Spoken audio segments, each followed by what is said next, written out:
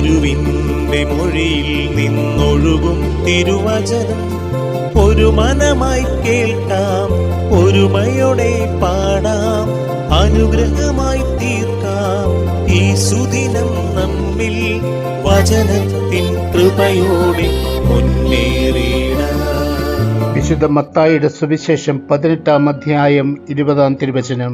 എന്തെന്നാൽ 2-3 പേർ എന്റെ നാമത്തിൽ ഒരുമിച്ച് കൂടുന്നിടത്ത് അവരുടെ മധ്യേ ഞാൻ ഉണ്ടായിരിക്കും. കാരുണ്യവാനും സ്നേഹനിധിയുമായ ഞങ്ങളുടെ നല്ല തമ്പുരാനെ, ഈ തിരുവചനത്തിൽ പൂർണ്ണമായും വിശ്വസിച്ചുകൊണ്ട് ഞങ്ങളുടെ കുടുംബങ്ങൾ ഒരുമിച്ച് ചേർന്ന് അങ്ങേ വിളിച്ച് പ്രാർത്ഥിക്കുവാൻ വേണ്ട കൃപാവരം ഞങ്ങൾക്ക് ഓരോരുത്തർക്കും നൽകി അനുഗ്രഹിക്കണമേ. ഞങ്ങളുടെ കുടുംബ പ്രാർത്ഥനകളെ ശക്തിപ്പെടുത്തുവാൻ, അത് കർത്താവിന് സ്വീകാര്യമായ സമയമാണ് എന്നുള്ള ബോധ്യത്തോടെ നിർവഹിക്കുവാൻ ഞങ്ങളുടെ കുടുംബാംഗങ്ങൾക്ക് ശക്തി നൽകി അനുഗ്രഹിക്കണമേ.